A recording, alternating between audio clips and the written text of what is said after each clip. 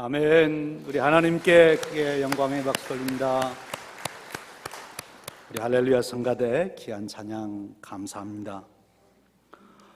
여러분, 우리가 5월달 가정의 달을 맞이하며 제가 여러분들에게 우리 5월달에는 가정에 대해서 우리 많이 생각해 보십시다 그랬는데, 가정에 대해서 많이 생각해 보셨습니까? 자녀된 자로서 부모님들을 생각하고, 또 부모님들은 자녀들을 생각하고, 남편은 아내를 생각하고, 아내는 남편을 생각하고, 어떻게 그런 시간을 많이 가지셨나요? 어제 5월 21일이 무슨 날이지요? 일부 예배에서는 좀 아시던데, 5월 21일은 부부의 날입니다. 우리는 미국에 이민 와서 한국이 어떻게 돌아가는지를 잘 모르는데, 2007년도에 정식으로 한국 정부에서 부부의 날을 선포해서 부부의 날이 제정되었죠. 그래서 5월 21일은 부부의 날입니다.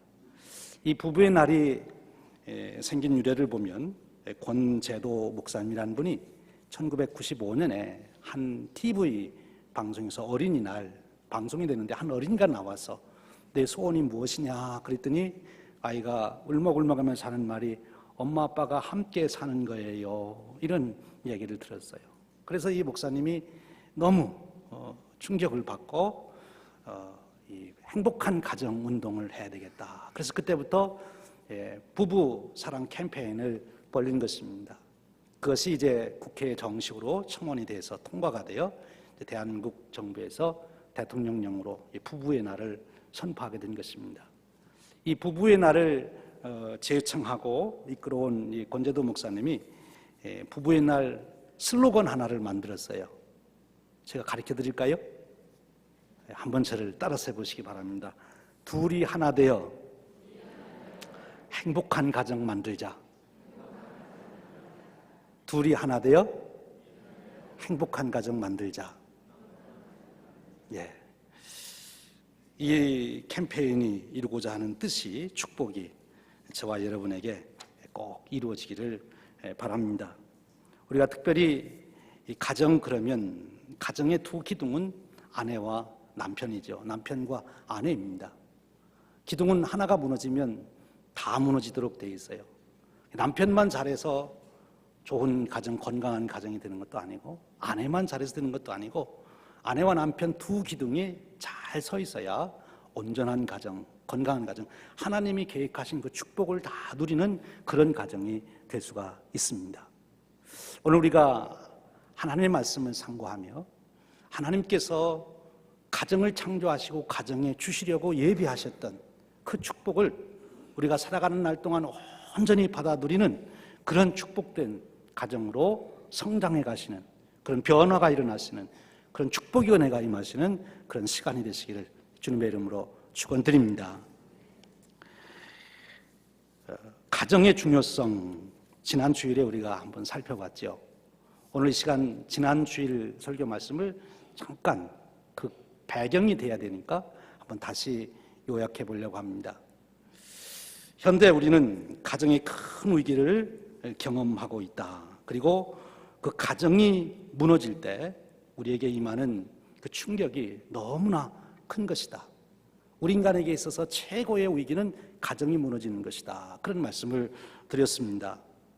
에드워드 깃번이라고 하는 로마 세망사를 쓴 역사가는 로마가 무너진 것은 바로 가정이 무너졌기 때문이다 하는 것을 첫 번째 이유로 들었어요. 가정이 무너지면 사회가 무너지고 나라가 무너집니다. 사회가 무너지고 나라가 무너진 그런 삶의 현장에서 우리가 살아갈 때 정말 나 개인 혼자 잘 살 수 있겠는가, 행복할 수 있겠는가, 어려운 얘기죠. 더더욱 이제 여러 보고서들은 가정의 문제가 얼마나 심각하냐 하는 것을 하나의 보고서들을 통해서, 통계를 통해서 우리에게 상징적으로 가르쳐 주시는데, 칸 진스 마이스터 박사는 그 연구 보고서에서 정신병원에 입원한 사춘기의 청소년들 중에 80% 이상이 파괴된, 무너진 가정에서 나온 것이다. 그리고 청소년들의 자살률의 4분의 3이 무너진 가정에서 나온 것이다. 그러니까 이 가정이 무너질 때 그게 우리 인간의 삶에 얼마나 큰 데미지를 주는가 하는 것을 우리가 이 통계를 통해서 알 수 있다 했습니다. 하버드 대학의 정신과 의사인 알만도 니콜리는 크리스찬 투데이에 보고한 그의 보고서에서 참 우리에게 경각심을 일으켜주고 있어요. 앞으로의 세계, 포스트 모더니즘과 그리고 신자유주의가 쓰나미와 같이 우리에게 밀려오는 이 시대에 이제 앞으로 가정 그리고 의미 있는 관계가 다 깨어질 것이다, 그렇게 말합니다. 사람은 의미를 추구하며 사는 존재인데 의미의 관계가 깨어지면 엄청난 혼돈이 우리 인간에게 주어진다는 거예요. 그래서 그분은 믿기지 않는 보고를 내고 있어요. 정신과 의사의 정신분석학 교수의 보고이니까 안 믿을 수도 없고, 근데 그분은 이렇게 말씀하고 있어요. 이제 이와 같이 가족 내에서의 급속도로 널리 확산되고 있는 이 붕괴 현상 때문에 정신질환의 발생이 증가하여 이제 병원의 침상의 95%를 그런 환자들이 차지할 것이다.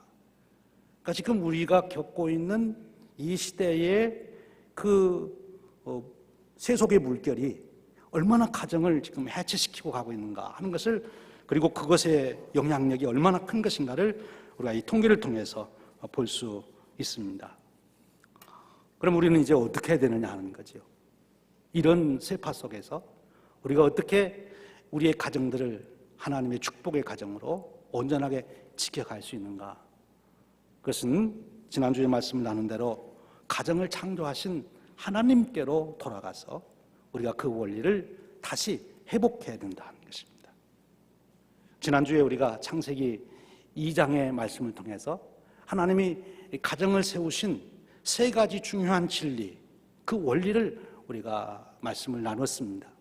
오늘 다시 한번 중요하기 때문에 우리가 되새겨 보면 하나님이 창조하신 가정의 축복을 온전히 누리는 가정이 되기 위해서는 먼저 가정의 중요성, 가정의 가치를 받아들여야 된다는 것입니다. 가정의 절대 가치. 즉 하나님께서 모든 만물을 창조하시고 그리고 최종으로 창조의 마침표로 창조하신 것이 가정이에요. 그래서 그 가정을 통해서 우리 인간이 삶의 보금자리를 갖게 하고 가정을 통해서 하나님이 예비하신 그 축복을 다 누리도록 그렇게 하셨다는 거예요. 그래서 가정의 중요성, 가정의 가치를 먼저 우리가 인정해야 한다는 것입니다. 그럴 때 이제 가정의 축복이 시작이 되는 거지요. 두 번째로는 가정을 창조하시되 남자와 여자로 창조하셨다 하는 것입니다. 한 남자와 한 여자가 이루는 가정이 하나님이 창조하신 진리고 창조의 질서라고 하는 거예요. 요즘에 우리 세속적으로는 이 동성애를 받아들여야 된다, 동성결혼을 받아들여야 된다. 이번 우리 제너럴 컨퍼런스도 큰 이슈가 됐습니다만 계속 그런 물결이 몰려들고 있어요. 그러나 우리가 성경을 하나님의 말씀으로 믿고 그리고 성경적 우리가 관점에서 본다면 동성애는 타락한 세계에서 나타나는 현상입니다. 성경은 그것을 분명히 죄라고 말씀합니다. 레위기서 18장, 20장에 가보면 아주 정확하게 그것을 지적하고 있는 것을 보게 됩니다. 근데 여기서 우리가 그리스도인들이 잠시 이 동성애에 대해서 잘 우리의 태도를 정리할 필요가 있어요. 혼돈되지 않도록. 이 동성애도 죄 중에 하나입니다. 그러기에 우리가 다른 죄인들을 대하는 것처럼 태어날 때부터 나는 동성애적 성향을 가지고 있다 하는 사람들에 대해서 그를 저주하거나 멸시하지 말고 그를 위해서 안타깝게 생각하고 기도해 주는 자세를 가져야 된다는 거예요.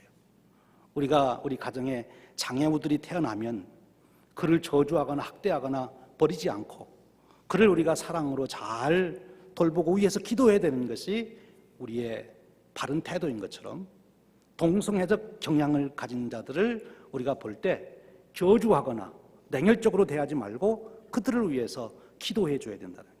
그러나 분명한 것은 그 자체를 그들을 위해서 기도해 준다는 것이 그들이 옳다고 인정해 주는 것, 그들이 그 경향성을 그대로 즐기라고 하는 것이 아닙니다. 그것은 반드시 다른 죄처럼 우리가 성령의 도우심을 통해서 다스려야 될 죄예요. 마치 이성의 경향을 가지고 있는 대부분의 우리들이 이성적 성적 경향을 가지고 있다고 해서 우리가 아무 이성하거나 우리가 성적인 행동을 한다면 그것은 간음이 되는 거죠. 성경은 그것을 죄라고 말합니다. 간음은 죄입니다. 똑같은 거예요. 이성적 경향성을 가진 자가 자기를 하나님의 은혜 가운데 성령의 도우심으로 순결하게 지켜야 되는 것처럼 동성적 성향을 가진 자도 기도하고 하나님 앞에 은혜를 구해서 자기가 하나님의 창조의 질서를 잘 따르는 그런 삶을 살 수 있도록 노력하고 또 그 은혜를 구해야 된다고 하는 것입니다. 그래서 우리가 순결한 삶, 하나님이 세워놓으신 창조적 질서를 잘 지켜야 된다고 하는 것이지요. 우리가 이런 부분에 있어서 조금 더 혼돈이 없기를 바랍니다. 성경의 원칙 진리는 한 남자와 한 여자가 두 몸이 하나가 되어 가정을 이루도록 거기에 하나님께서 가정에 축복을 주신 것입니다. 그리고 그 다음 세 번째 주신 가정의 중요한 진리 원리는 남자와 여자의 관계를 말하는 것인데, 여자를 남자의 돕는 배필로 지으셨다 그렇게 말씀한다 그랬어요. 여기 돕는다는 말이 에젤이라는 말인데, 이 에젤이라고 하는 말은 우리가 일상의 삶에서 돕는다 할 때 그저 조수 역할을 하는 그런 것을 말하는 것이 아니고, 성경의 히브리어의 이 에젤이라는 말은 하나님이 이스라엘 백성들을 도울 때 사용하는 돕는다는 말이에요. 신명기서 33장 29절에 보면 이렇게 말씀합니다. 이스라엘이여 너는 행복자로다. 여호와의 구원을 너같이 얻은 백성이 누구뇨? 그는 너를 돕는 방패시오. 여기 하나님이 이스라엘의 돕는 방패라고 그럴 때 그것이 에젤이라는 말이에요. 그러니까 보조 정도가 아니라 이스라엘이 행복하기 위해서는 절대적으로 필요한, 하나님의 도움 없이는 이스라엘은 행복할 수 없어요. 이스라엘이 자기들의 목적을 다 이룰 수가 없습니다. 바로 인간은, 남자는 돕는 배필이 없이는 하나님이 주신 그 축복을 온전히 이룰 수 없다, 그런 얘기예요.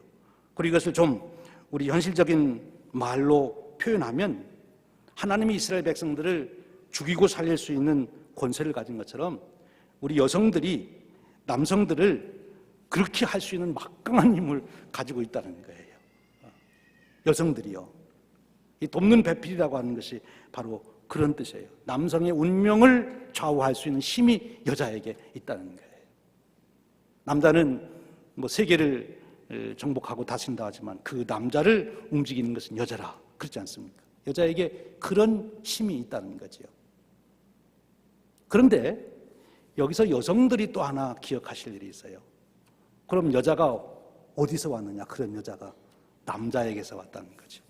그래서 여자의 이름을 지을 때 이샤라 이렇게 지었어요. 이시, 남자에게서 왔다 해서 어근이 같아요. 그러니까 여자들이 힘이 그렇게 있다고 해서 잘 생각해야 돼요. 내가 어디서 왔는지. 남자에게서 온 거예요. 그거 잊어버리면 안 된다는 거죠. 이 두 관계, 남편이 아내를 대하는 관계는 돕는 배필로, 여자 없이는 나는 내 인생을 이룰 수 없다, 나는 행복할 수 없다. 그리고 절대적인 아내의 도움이 없이 나는 행복할 수 없다. 여러분, 사실 하나 예를 들면 우리가 남자가 살아가면서 제일 큰 기쁨 중에 하나가 아들을 얻는 것인데, 그리고 그 아들에게 내 모든 것을 물려주고 그를 축복하고 기르는 것인데, 아내 없이 아들 만들 수 있어요? 아무리 자기가 머리 좋고 실력이 뛰어나고 힘이 세도 아내 없이 절대로 아들을 만들 수 없어요. 그렇잖아요. 아내가 있어야 되는 것입니다. 여성들은 또 기억할 것이 내가 남자에게서 왔다, 내 고향이 거기라는 것을 절대 잊어서는 안 된다는 거죠. 여러분, 이 세 가지 진리가 우리의 가정관의 근본을 이룰 때 우리 하나님이 창조하신 온전한 가정을 이룰 수 있다는 거예요. 하나는 가정의 절대적 가치, 가정을 통해서 하나님은 우리 인간이 누려야 될 가장 최고의 이 지상에서의 축복을, 그리고 하나님의 역사를 이뤄가는 그 권세를 주신다 하는 것. 두 번째는 가정은 한 남자와 한 여자로 세워지는 것이다. 세 번째로는 돕는 배필로서, 그리고 나는 남자에게서 왔다 하는 이 관점에서 서로를 볼 수 있어야 된다. 그럴 때 가정이 온전한 가정이 되어진다는 거예요. 여러분, 그런데 창세기 2장 25절까지는 이렇게 해피엔딩으로 끝났어요. 하나님이 창조하신 그 질서에 의해서 정말 에덴 동산의 아담과 하와가 정말 행복하게 사는, 하나님의 역사를 이뤄가는 그런 가정으로 끝나고 있는데, 문제는 3장 1절이 문제예요. 그런데 그 에덴 동산의 그 행복한 가정에 사단이 찾아온 거예요. 성경의 표현으로는 뱀이 찾아와서 이제 하와를 유혹해서 죄가 그 가정에 들어와 가정이 파괴되는 이야기가 우리 창세기 3장에 기록되고 있는 것입니다. 그래서 이제 우리 현실적으로는 우리의 모든 가정들이 다 죄에 오염되어 있고 원래 하나님이 세워놓으신 창조의 그 축복을 누릴 수 없는 그런 상황으로 바뀌었다는 것입니다. 그럼 어떻게 해야 되느냐? 바로 그 죄의 문제를 우리가 잘 다루어야 된다. 여기서 제가 먼저 결론적으로 말씀드립니다. 하나님의 세워놓으신 온전한 가정을 보면 부모가 있고 자녀가 있고 남편이 있고 아내가 있습니다. 그래서 가정의 온전한 축복을 누리게 되는데, 우리의 현실에는 죄가 들어와서 우리 가정들이 깨어지는 중에 우리의 가정에 상처가 많이 났습니다. 그래서 부모가 없는 가정도 있고, 자녀가 없는 가정도 있고, 남편이 없는 가정도 있고, 아내가 없는 가정이 있고, 나 혼자 홀로 된 가정 생활을 해야 되는 그런 상황에 있는 분도 계십니다. 그런데 여러분 기억해야 될 것은, 가정을 창조하신 분이 가정을 다시 회복시킬 수 있고, 또 하나님은 우리에게 넘치는 은혜로 우리의 부족한 것을 다 메워주시는 분이시기에, 우리가 정말 가정의 중요성을 알고 가정의 그 축복을 내 일생 가운데 누리게 해달라고 하나님께 간구하면 하나님께서는 그것을 채워주시는 분이라는 거예요. 우리가 역사적으로 보면 이런 예를 들을 수 있어요. 여러분, 모니카라고 하는 여성이 있었습니다. 그는 남편 없이 아들을 키우는데 아들이 방탕하예요. 그래서 그를 위해서 정말 나가 성전에서 기도합니다. 오랜 후에 그 아들이 돌아옵니다. 그 어거스틴이라는 아들이 결국은 그 어머니의 기도 때문에 성 어거스틴으로 변화되는 놀라운 역사를, 성 어거스틴 인류 역사의 가장 위대한 인물 중에 한 사람입니다. 아버지 없이도 키워낼 수 있었어요. 어떻게 해요? 하나님의 은혜로. 여러분, 현실적으로 우리에게 결손된, 부모님이 안 계시든 자녀가 없든 남편이 없든 아내가 없든 어떤 이유에서든지 그렇게 된 가정들도 하나님이 창조하신 가정의 축복을 인정하고, 하나님, 저에게는 이런 부족함이 있지만 그것도 하나님의 은혜로 채워주실 줄로 믿습니다. 하나님 채워주시옵소서. 그렇게 간절히 기도하면 하나님은 그 역사를 이루어 주시는 분이라는 거예요. 오늘 외적으로 나타난 결과로만 놓고 내 운명은 이것인가 보다 하시지 말고, 운명을 바꿔주신 하나님 앞에 나아가 기도하심으로 여러분들이 온전한 가정의 축복을 회복하는 여러분 되시기를 주님의 이름으로 축원드립니다. 만일 여러분들이 일생을 살아가다가, 제가 지난주에 교통사고를 당했는데 몸은 멀쩡합니다만, 만일에 교통사고 당해서 다리 하나가 부러졌다. 그래서 평생 다리 하나가 이제 불편한 장애자로 살아야 된다. 그럼 여러분 평생 무슨 기도 드리겠어요?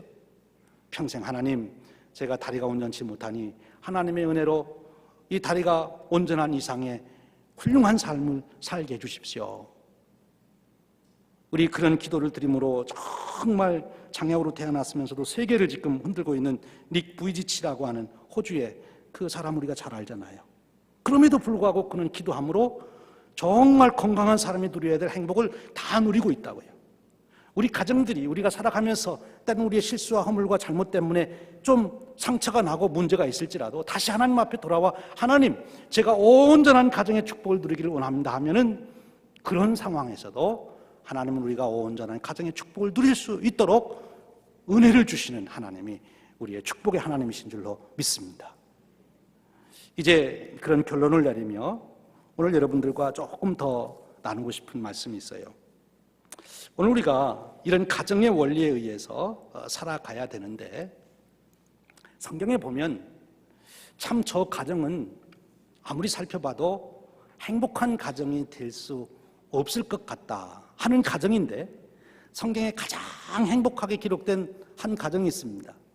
그것이 오늘 우리가 읽은 브리스길라와 아굴라 가정이에요. 여러분들은 브리스길라와 아굴라 가정의 이 말씀을 읽으면서 참 훌륭한 가정이다 이렇게 쉽게 생각할지 모르지만 이 브리스길라와 아굴라 가정을 잘 우리가 분석해 보면 도저히 행복할 수 없는, 요즘 우리의 시대에 우리의 생각으로 생각해 보면 도저히 행복할 수 없는 가정인데 가장 아름답고 행복한 가정을 세워갔다는 거예요. 왜 그런지 아십니까? 이 브리스길라와 아굴라를 오늘 설명하면서 어떻게 설명합니까? 아굴라는 남편의 이름이고 브리스길라가 아내 이름인데 순서가 남편이 먼저가 아니고 아내가 앞에 있어요. 우리가 성경에 보면 6번 브리스길라와 아굴라 가정이 나오는데 4번이나 브리스길라가 앞에 나와요. 그런데 이 아굴라에 대해서는 뭐라고 설명하는 거면 유대인인데 본도에서 난 사람이다 그렇게 표현하고 있어요. 그리고 브리스가에 대해서는 말이 없어요. 이 브리스가 이름도 브리스길라라고도 부르기도 하고 브리스가라고 부르는데 브리스길라는 누가가 사용한 말이고 브리스가는 바울이 사용한 말인데 브리스길라는 애칭으로 부르는 브리스가의 이름이에요. 그런데 이 브리스가는 이 아내 된 사람은 누구냐? 이 사람은 성서학자들의 견해에 의하면 로마의 귀족의 출신이에요. 그러니까 귀족의 아가씨가 지금 그 당시 로마의 시민도 아닌 유대인 총각을 만나서 가정을 이룬 거예요. 어떻게 그런 일이 있었을까? 그 이유는 오직 한 가지, 지금 말씀에 쭉 나온 배경을 볼 때 하나님의 신앙 안에서, 예수 그리스도의 신앙 안에서 그들이 이제 만나 한 가정을 이뤘어요. 그러나 오늘 말씀에 볼 때 그들의 가정에 결정적으로 큰 위기가 왔습니다. 그게 뭔가면 로마에서 살았어요. 그러니까 이 브리스길라 입장에서 보면 친정집이 있고 명문 귀족이고, 그러니까 뭐 본도에서 온 유대인 총각하고 살아도 부모님들이 반대는 했겠지만 그래도 그 친정의 그늘 아래서 잘 살았을 거란 말이에요.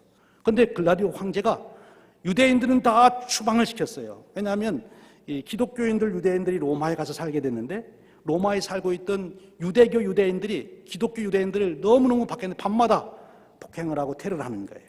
그러니까 황제가 그 소식을 계속 들으면서 아예 그럼 유대인들은 로마에서 다 쫓잖아요. 이 밤마다 이 로마가 이 소란스러우니 안 되겠다. 그래서 다 추방 명령을 내려서, 그래서 이제 로마에 살다가 고린도에 지금 온 거예요. 이 브리스길라 입장에서는 어떻겠습니까? 우리 여성분들 생각해 보세요. 여러분들 명문 귀족의 자녀로 이제 이렇게 잘 커서 그래도 마음에 드는 총각 만나서 그 그늘 아래 살고 있는데 어느 날 갑자기 다 친정 떠나고 이 로마라고 하는 도시를 떠나서 새로운 곳으로 간다고 하는 것은 로마 시민들에게서는 굉장한 문제였을 거예요. 여러분 같으면 따라가겠어요? 안 따라가겠어요? 당신 좀 유대인이니까 잠깐 나갔다가 이 시대 지나면 다시 와. 나 혼자 친정집에 잘 있을게. 그러지 않았겠어요? 근데 여기 보니까 같이 따라갔어요. 이런 이야기를 통해서 이 브리스길라와 아굴라의 관계를 우리가 한번 생각해 볼 수 있는 것입니다. 그 귀족과 이방인의 그 노예는 아니지만 노예를 갓 벗어난 사람과의 결혼, 오늘날로 말하면 다문화 가정이죠. 다민족 가정. 그리고 신분의 차이도 있어요. 귀족과 평민. 참 넘기 힘든 얘기죠. 드라마 속에서나 나오는 그런 얘기 아닙니까? 오늘 우리가 조금 잘 살고 못 사는 것 때문에도 그거 극복하기 힘들어서 늘 싸우고, 학력 때문에 싸우고, 뭐 별별 것 가지고 다 지금 차별을 하는 시대에, 더군다나 지금 2000여 년 전에 로마 시대에 이 신분의 차이, 인종의 차이를 극복한다는 것은 쉬운 일이 아니었을 건데 어떻게 그것을 극복할 수 있었을까? 어떻게 그럴 수 있었을까? 오늘 우리가 브리스길라와 아굴라의 이야기를 읽어보면 항상 두 이름이 같이 나온다는 것, 거기에 힌트가 있습니다. 항상 브리스길라와 아굴라는 같이 있어요. 같이 있는 거예요. 여러분, 부부의 사랑이라는 것이 무엇입니까? 얼물이 말하기를 부부의 사랑, 함께 있는 것, 그 함께 한다고 하는 말을 두 가지로 표현했어요. 먼저는 함께 있다고 하는 것은 마주 보는 것이다. 여러분, 부부간에 마주 보는 것이 함께 하는 것이고 그것이 부부간의 사랑이랍니다. 이 나이가 들어가면서요, 이 잠을 잘 때 잠자는 자세가 달라진다네요. 제가 인터넷을 이렇게 찾아보니까 30대 부부는 서로 마주보고 잔대요. 40대는 어떻게 잘까요? 천장 보고 잔대요. 50대는요 서로 등 돌리고 잔대요. 그래서 아내 남편 보려면 지구 한 바퀴 돌아와야 되니까 언제 만날지 몰라요. 등 돌리고 자고 60대가 되면 어떻게 자요? 각방에서 자고 70대가 되면요 어디서 자는지를 모른대요. 그래서 어느 분이 물어봤어요. 그러면 20대는 어떻게 자요? 그랬더니 20대는 폭에서 잔대요. 여러분은 어떻습니까? 함께 한다고 하는 것, 마주 보는 거죠. 부부간에 마주 보는 것. 여러분, 부부간에 마주 본 적이 언제이십니까? 우리 부부의 날을 제창하신 그 권 목사님이 부부의 날 부부사랑 캠페인으로 한 이벤트 하나가 그분이 주장한 게 있어요. 저도 어제서야 알아서 이제 못했는데 뭔 거면 장미꽃 주기예요. 남자는 빨간색 장미를 아내에게 주는 거예요. 열정을, 내가 당신을 뜨겁게 사랑한다, 그런 표현이고, 여자는 핑크빛 장미를 남편에게 주는 거예요. 내가 당신을 존경합니다, 이제 그런 표시라고 그래요. 근데 여러분, 장미를 주고 받아보신 경험 있으십니까? 다른 사람 말고 아내하고 남편끼리 옛날에 해보신 적 있으세요? 예. 장미를 주고 받을 때 여러분의 눈이 어디를 향했습니까? 이렇게 뒤를 보고 이렇게 주셨습니까? 예. 장미를 줄 때는 서로 얼굴을 마주보고 그 얼굴 표정을 읽고 그 눈빛을 보고 주는 거 아니겠어요? 저도 안 해봤지만 그렇게 돼야 될 것 같아요. 그렇게 돼야 될 것 같아요. 마주보는 것입니다. 아주 현실로 돌아와서 여러분, 부부는 함께 하는 것이고 부부는 서로 마주보는 것입니다. 그 얼굴의 표정을 읽을 줄 알고 눈빛을 읽을 수 있어야 돼요. 그래야 부부의 참 행복, 부부의 축복이 시작이 된다 하는 것입니다. 여러분에게 바로 그런 축복이 주어지시기를 주님의 이름으로 축원합니다. 생각해보면 오늘 현대인들, 우리 미국에 사는 우리들이 너무 방이 많아서 문제예요. 옛날 20대 돈도 못 벌어가지고 단칸방 빌려가지고 처음 살림 시작할 때처럼 방 하나면은 어쩔 수 없이 그냥 거기 들어가서 살 텐데, 방이 많으니까 조그만 문제가 생겨도 다 각방 들어가서 문 걸어 잠고 있으니까 이게 참 문제라고. 함께 마주봐야 돼요. 그리고 이 함께 한다고 하는 것은 마주볼 뿐만 아니라 같은 방향을 본다는 거예요. 같은 방향. 그래서 오늘 브리스길라와 아굴라가 같은 사명을 가지고 살아갑니다. 하나님께서 부르신 그 사명, 하나님께 그들의 인생에 터전을 두고 하나님이 부르신 그 사명을 이루기 위해서 함께 살아가기에 그들에게는 가정의 온전한 축복이 주어진 거지요. 흔히 우리가 어려운 가정들 상담해 보면 서로 이상이 안 맞는다, 서로 가치관이 안 맞는다, 세계관이 안 맞는다, 인생관이 안 맞는다. 근데 결국은 사명이 다르다는 거 아니겠어요? 같은 사명이 있을 때 바로 거기에 행복이, 함께 이루어가는 축복이 드러나는 것이지요. 여러분, 아주 현실적인 얘기 조금 더 하고 싶습니다. 남편과 아내의 얘기를 하는데 서로 상대방을 잘 알아야 된다는 거예요. 상대방을 서로 잘 알아야 된다. 우리 남성들 잘 기억하십시오. 여러분 자신을 잘 아셔야 돼요. 여러분들은 무엇으로 만들어졌지요? 흙으로. 그래서 여러분은 질그릇이에요. 여성들은 여러분의 아내는 무엇으로 만들어졌죠? 뼈로 만들어졌어요. 본 차이나예요. 그 질그릇하고 본 차이나가 싸움을 하면 부딪히면 누가 이길까요? 예, 질그릇만 깨지는 거예요. 제가 실험해서 증명했잖아요. 처음에 큰 소리 치지만 항상 끝날 때는 잘못했습니다 하는 거는 그래야 끝나. 저 어릴 때 남성들 아내하고 부딪히면 안 되는 거죠. 또 여성들 입장에서 한번 생각해 보는 거예요. 남성이란 존재를 잘 이해하셔야 돼요. 제가 그런 생각이 들어서 어떻게 부부간에 서로 남편 아내에게 행복을 만들어줄 수가 있어요. 인터넷을 쳐봤어요. 그랬더니 거기에 뭐 쭉 나오더라고요. 근데 남편이 아내에게 행복하게 해줄 수 있는 방법, 그러기 위해서 갖춰야 될 것 보니까 최소한 50개. 네. 최소한 50개예요. 그래서 그것을 한번 보면 이런 내용들이 담겨 있어요. 친구가 되어줘야 된다. 동반자가 되어야 된다. 연인이 되어줘야 된다. 오빠가 되어야 된다. 아빠가 되어야 된다. 전문가가 되라. 요리사가 되라. 전기기술자가 되라. 청소 배관공이 되라. 목수가 되라. 장식 전문가, 스타일리스트가 되라. 패션 감정사가 되라. 뭐 최소한 50개, 100개, 어떤 데서는 500개. 그런데 그럼 아내가 남편을 행복하게 해줄 수 있는 방법은 몇 가지일까 봤더니 이렇게 기록하고 있어요. 먹인다. 재운다. 내버려 둔다. 그러면 된대요. 맞습니까? 네. 우리 여성들, 남성들을 잘 단순해요. 네. 잘 이해하셔야 돼요. 여러분, 오늘 제가 설교를 마치면서 성경 말씀은 아니지만 이 성경이 창세기 있는 말씀의 내용이 너무 잘 담겨 있는 시 같아서 우리 아파치 인디안족들의 결혼 축시를 제가 읽어 드리려고 합니다. 이제 두 사람은 비를 맞지 않으리라. 서로가 서로에게 보금자리가 되어줄 테니까. 이제 두 사람은 춥지 않으리라. 서로가 서로에게 따뜻함이 될 테니까. 이제 두 사람은 더 이상 외롭지 않으리라. 서로가 서로에게 반려자가 될 테니까. 이제 두 사람은 두 개의 몸이지만 두 사람 앞에는 하나의 인생이 있으리라. 이 부분이 저에게 참 감격으로 충격으로 와닿았어요.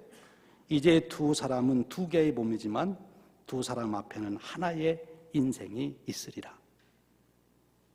이제 그대들은 그대들의 보금자리로 들어가라. 함께 한 몸을 이루는 단란한 행복의 나들 속으로 들어가라. 이 대지 위에서 그대들의 날들이 길이 선하고 행복하리라. 이런 축시입니다. 여러분, 이런 축복이 여러분의 가정에 부부간에 온전히 이루어지기를 축복합니다. 앞에서도 말씀드렸지만 그러나 이미 목사님, 저에게는 그럴 아내나 남편이나 부모나 자녀들이 없는데요. 아닙니다. 하나님께 기도하시면 하나님께서 그 부분을 채워주십니다. 하나님, 저는 팔이 없지만 팔이 있는 사람과 똑같은 인생을 살아가길 원합니다. 하나님이 그런 인생을 살도록 해주십니다. 하나님께서 창조하실 때 계획하셨던 가정의 축복, 하나님, 저는 이 생 살아가며 제가 온전한 가족 구성원을 가지고 살든 아니면 좀 부족한 면이 있든 관계없이 하나님이 가정을 위해서 예배해 놓으신 축복을 온전히 누리기를 원합니다. 그 은혜를 주십시오. 하나님께 기도하면 여러분 채워주십니다. 그 은혜를 우리의 일생을 다가는 동안 누려가시는 축복이 있으시기를 주님의 이름으로 축원드립니다. 기도하겠습니다. 하나님 아버지, 오늘 저희들을 부르셔서 가정의 중요성을 다시 깨닫게 하시고 특별히 부부간에 어떤 태도로 살아가야 되는지 다시 일깨워 주시니 감사합니다. 브리스길라와 아굴라가 정말 인간적으로는 함께 할 수 없는 어려운 가정의 요소를 가지고 있으면서도 하나님 믿음 안에서 또 하나님 주신 은혜 안에서 온전한 가정의 축복을 이루어 본인들만이 아니라 하나님의 역사에 위대한 업적을 남긴 것처럼 하나님 저희에게도 축복해 주셔서 가정의 복을 누리게 하시고 그것을 바탕으로 수많은 영혼들을 하나님께로 인도하고 그 축복을 나눠주는 축복의 통로가 되는 가정이 되도록 은혜 베풀어 주시옵소서. 하나님 가정의 달을 맞이하여 특별히 우리 인간적으로 볼 때 무엇인가 좀 부족한, 가족이 충분히 다 구성되지 못한 그런 가정을 위해서 기도합니다.